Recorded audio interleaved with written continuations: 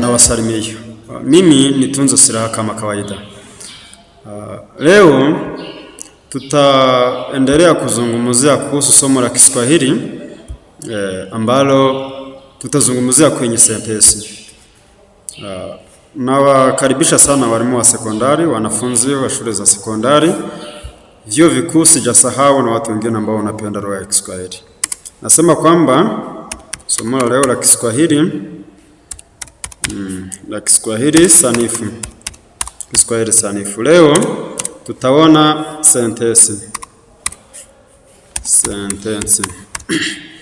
Katika sentensi tutaona aina za sentensi, ndizo zenye umuhimu. Aina za sentensi. Aina za sentensi. Kiukweli katika lugha ya Kiswahili kuna aina nyingi za sentensi, lakini leo tutaona aina kuu 4 za sentensi. Aina 4 za sentensi kutokana na kigezo cha muundo.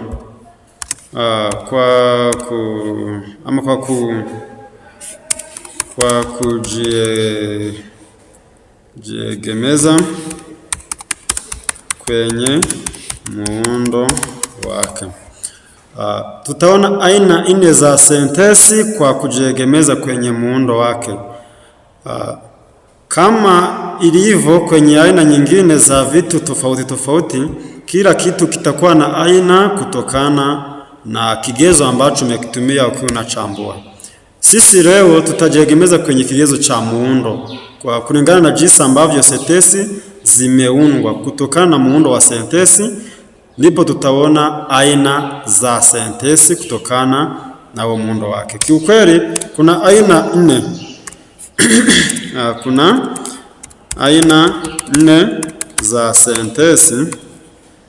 Aina 4 za sentensi kwa kuangalia muundo wake. Kwa kuangalia muundo wake tutakuwa na aina 4 za sentensi. Kwanza, aina ya kwanza tutasema ni sentensi sahili. Sentensi sahili. Aina ya pili ni sentensi tegemezi. Aina ya tatu ni sentensi changamano.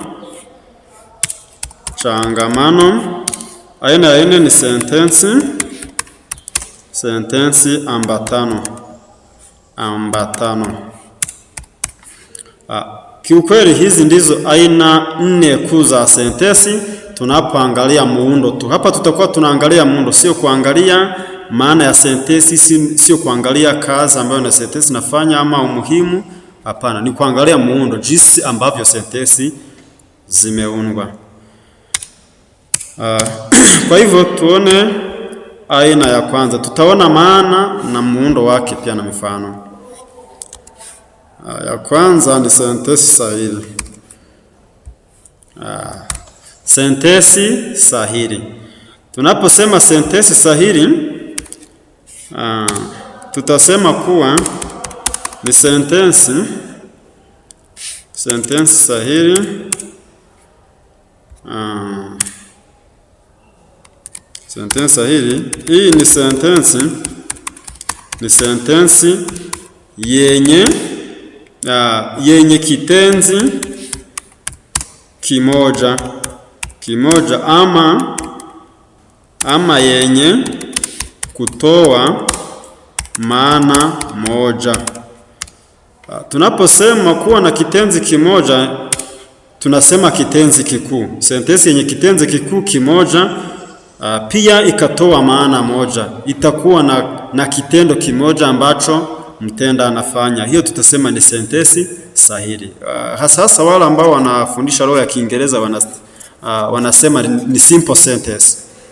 Kwa kuwa ni sentensi ambayo inaenda moja kwa moja kwa tukio moja, inaonyesha tukio moja ama kitendo kimoja ama kazi moja ambayo mtenda anaifanya. Kwa hivyo sentensi sahili ni sentensi ambayo inaonyesha kazi moja, inaonyesha kitendo kimoja ambacho kinafanywa na mtenda. Tunapoangalia mifano nikisema Kaliza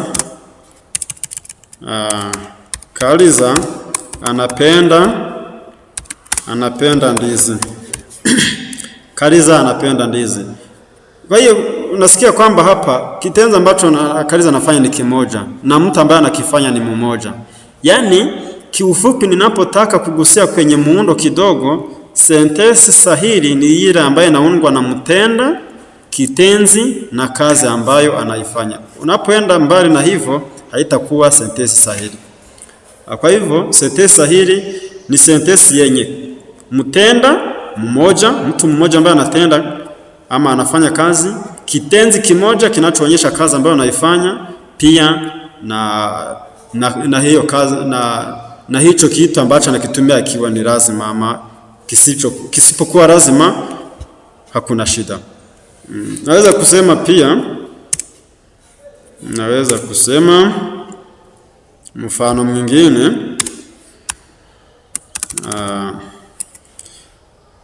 mkulima analima shamba kwa kutumia jembe.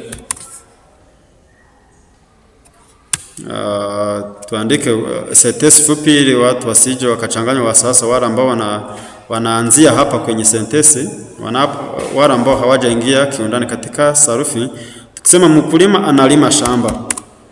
analima shamba, hapa tunaona kwamba hii sentensi inaonyesha kazi yake ni moja, kazi ya mtenda ni moja na mtenda ni mmoja, ni mtu ambaye analima shamba. Hii tutasema ni sentensi sahili. Bila kuenda katika mengi, niruhusu nigusie kwenye aina ya pili ambayo ni sentensi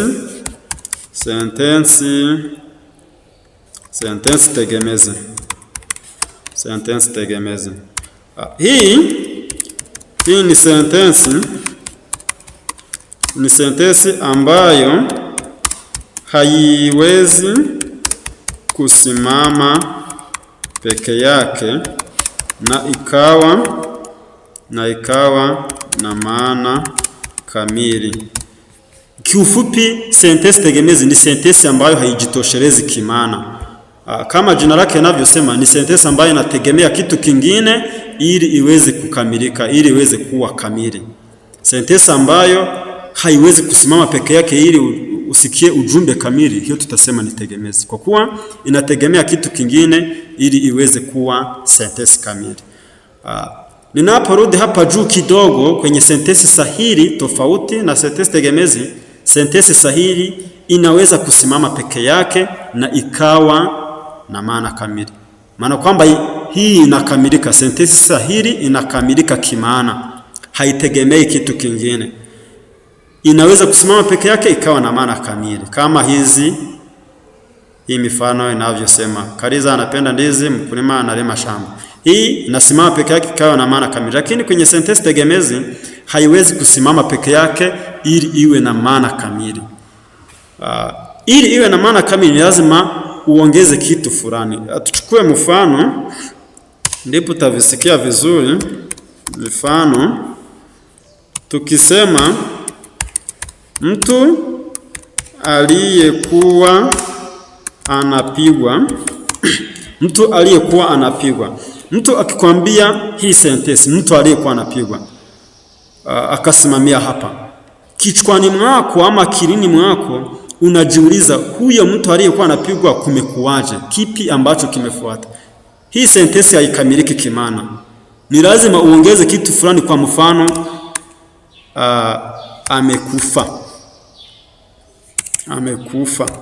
amekufa, ndipo sentensi itakamilika. Mtu aliyekuwa anapigwa amekufa. Lakini unapofuta hili neno amekufa, kasema mtu aliyekuwa anapigwa, mtu atategemea kitu kingine ili uongeze kwa kufanya sentensi ikamilike kimaana. Naposimama hivi pekee itakuwa ni sentensi tegemezi, kwa kuwa inategemea kitu fulani. Tunaposema mfano mwanafunzi ambaye amefukuzwa. Mwanafunzi ambaye amefukuzwa, na ukaachia hapa. Kusema hivi tu, hii sentensi haikamiliki kimaana. Ukimwambia mtu fulani mwanafunzi ambaye amefukuzwa, ukasimamia hapo, huyo mtu atabaki akijiuliza kilichokuwa kinafuata. Kilichofuata ni nini? Baada ya kufukuzwa, huyo mwanafunzi ilikuwaje? Kwa kuwa ukisimamia hapa, hii haitakuwa sentensi kamili kimaana, bali itakuwa ni sentensi tegemezi, kwa kuwa inategemea jambo fulani. Kwa mfano, unaweza kuweka mwanafunzi ambaye amefukuzwa amerudi. Amerudi. Ukasema mwanafunzi ambaye amefukuzwa amerudi, ndipo itakuwa sentensi kamili. Lakini ukisimamia hapa, haitakuwa kamili, itakuwa tegemezi. Hii ni sentensi tegemezi. Tugusie kwenye aina ya tatu ambayo ni sentensi changamano. Sentensi changamano. Sentensi changamano. Sentensi changamano, hii ni sentensi ambayo imeundwa na sentensi sahili mbili sentensi changamano. Samahani, hii ni sentensi ambayo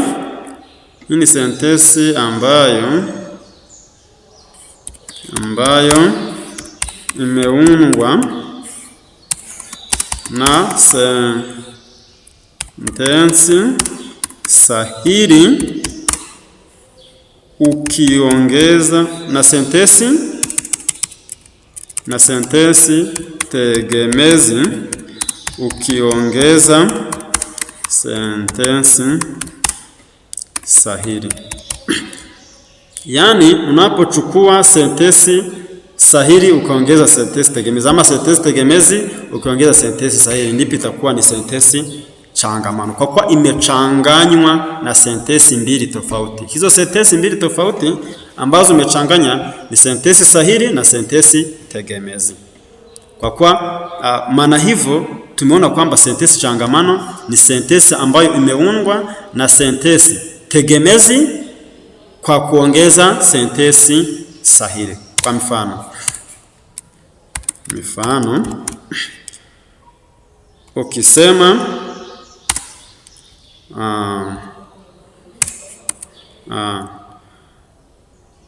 mgonjwa aliyekuwa amesononoleka amekufa. Mgonjwa aliyekuwa amesononoleka amekufa. Hii ni sentensi tegemezi na hii ni sentensi sahili. Hii ni sentensi sahili. Kwa hivyo, ili tuwe na sentensi changamano, lazima tuwe na sentensi tegemezi pamoja na sentensi ni tegemezi kuongeza sentensi sahili. Ni hivyo.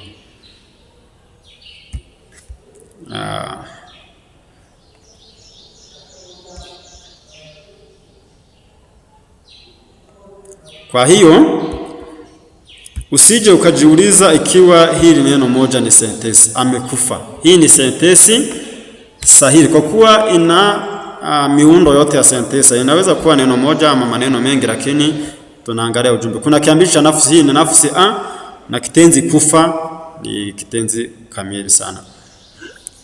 Kwa hivyo, na hapo naweza kusema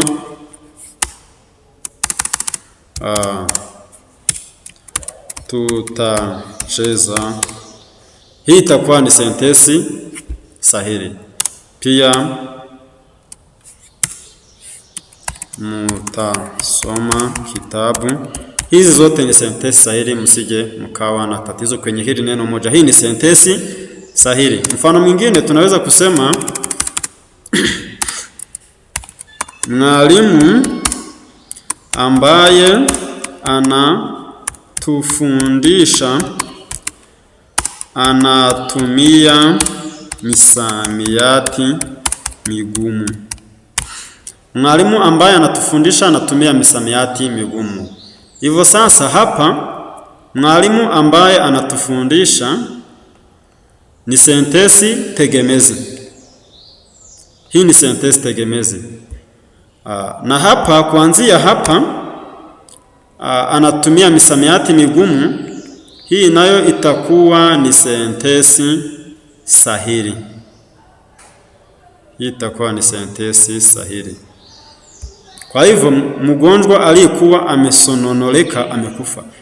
Hii ni sentensi changamano. Mwalimu ambaye anatufundisha anatumia misamiati migumu. Hii ni sentensi changamano. Na kwa kuwa kuanzia hapa kufikia hapa ni sentensi tegemezi, kuanzia hapa kufikia hapa ni sentensi sahili. Na tumeona kwamba sentensi changamano inaundwa na sentensi tegemezi kuongeza sentensi sahili. Na hapa ni hivyo. Kwa hivyo tuangalie aina ya 4 ambayo pia ni hamisho. Aina ya 4 ni sentensi ambatano. Sentensi ambatano.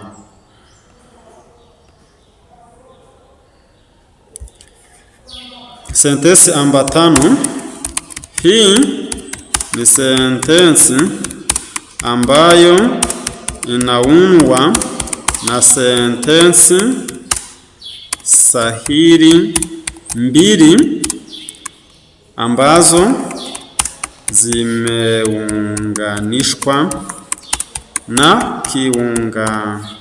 na kiunganishi fulani. Sentensi ambatano ni sentensi ambayo inaundwa na sentensi sahili mbili ambazo zimeunganishwa na kiunganishi fulani. Inaweza kuwa ni sentensi sahili mbili. Huu ni mfumo mmoja. Ni sentensi ambayo imeunganishwa na sentensi. Kuanzia hapa tufanye kama hivi. Ni sentensi ambayo imeunganishwa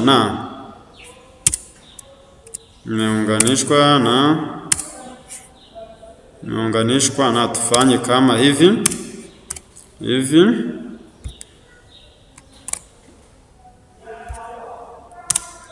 pia sentensi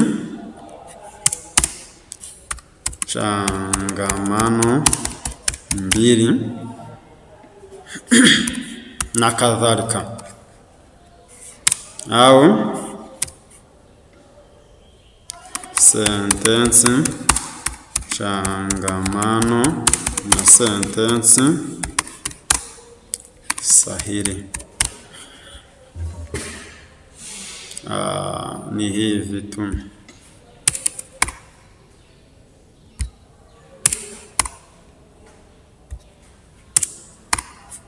Kwa hivyo tunaposema sentensi ambatano, ni sentensi ambayo imeambatanishwa na vitu vingi ama na sentensi nyingi.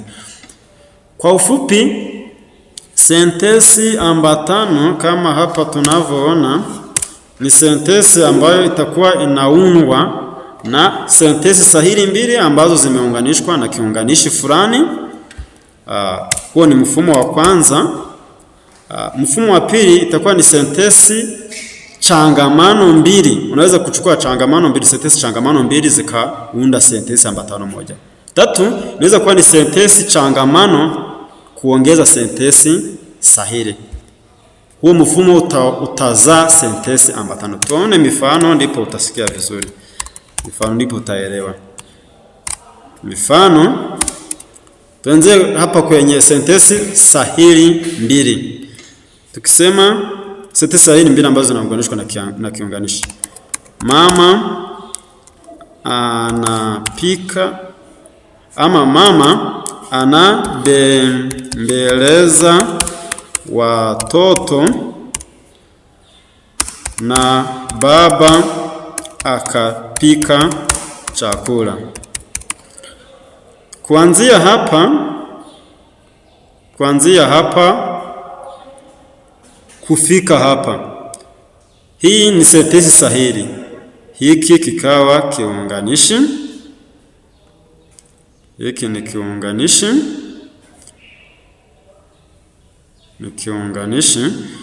na kuanzia hapa kwenye baba, na hii ni sentensi sahili. Kwa kuwa hizi ni sentensi sahili mbili ambazo zimeunganishwa na hiki kiunganishi na. Unaweza kutumia mfano mwingine ukasema unaweza kusema pia mkulima analima shamba lake, lakini mfinyanzi naye anafinyanga. Mkulima analima shamba lake, lakini unapofika hapa kwenye lakini ni kiunganishi pia ambacho kinaunganisha sentensi sahili mbili. Tutumie rangi hii ambayo inaonekana kama ya kwanza. Tukigusia kwenye mfumo wa pili, hapa kwenye muundo wa pili sentensi changamano mbili, tunaweza kusema mtoto ambaye amekufa amezikwa, lakini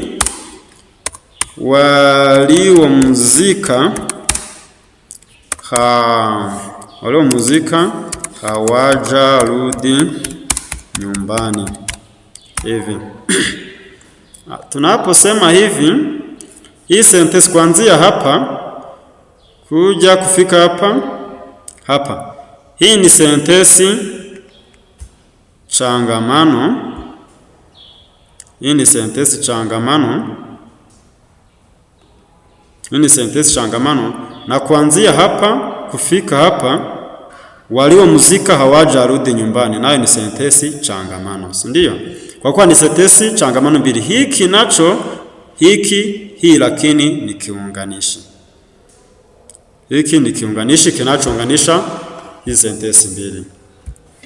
Tunaweza kusema pia mfano mwingine, mtu ambaye ananipenda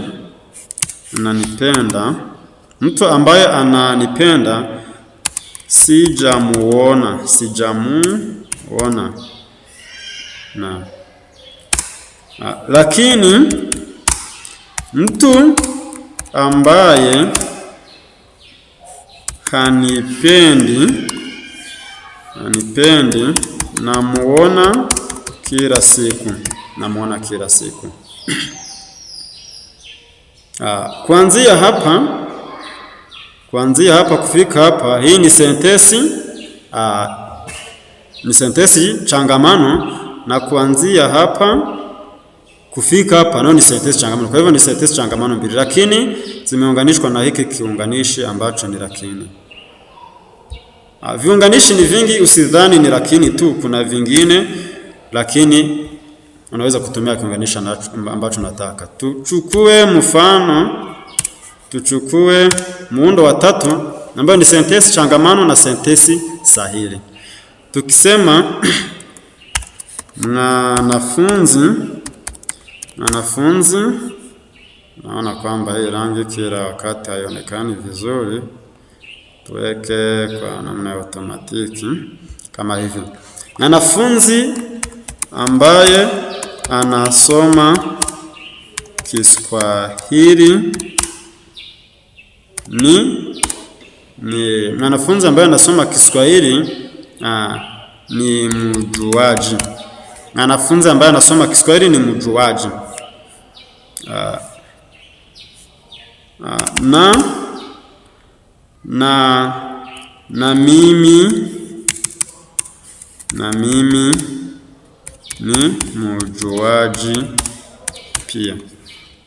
Na mimi ni mjuaji pia. Unaona kwamba kuanzia hapa kuja kufika hapa ni sentensi changamano, na kuanzia hapa kufika hapa nayo ni sentensi sahihi, na hiki ni kiunganishi ambacho kimetumiwa. Mara nyingi huwa tunatumia viunganishi tufuatisha hizi sentensi. Pia unaweza kusema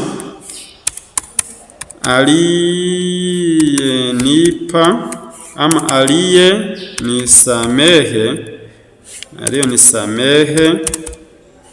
ni yule, na mimi nitamzawadia kitu. Aliyenisamehe ni yule. Hii ni sentensi changamano hii yote, si ndio? Na hii ni sentensi sahili, mimi nitamzawadia kitu, lakini hiki ni kiunganishi ambacho kimetumiwa. Kwa hivyo hii ndio miundo ya aina tatu ya sentensi ambatano. Sentensi ambatano lazima kuwe na vishazi vingi ambavyo vimeunganishwa kujaza sentensi moja. Na huu kiukweli, huu ni mwisho wa somo la leo. Huu ni mwisho wa somo la leo. Kiukweli tumemalizia hapa, lakini kabla ya kuondoka tuwe na muhtasari wa somo la leo. Leo tulikuwa tunasoma aina kuu za sentensi kwa kujiegemeza kwenye kigezo cha muundo wake. Tunapojiegemeza kwenye kigezo cha muundo wa sentensi, tumeona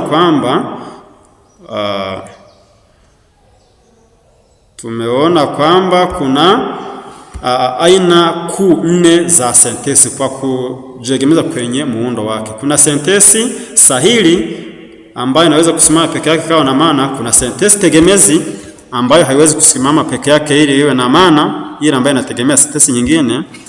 3, kuna sentensi changamano ambayo ni ile sentensi imeundwa na changamano ile ambayo inaundwa na sentensi tegemezi pia na sentensi sahili. Pia kuna ya mwisho ambayo ni sentensi ambatano yenye miundo tofauti kama ambavyo tumeona. Na kushukuru sana kwa kuwa nami katika hiki kipindi, na nakuambia ikiwa umependa hivi, usisahau kugonga subscribe, usisahau kubonyeza like ama kushirikisha wenzako.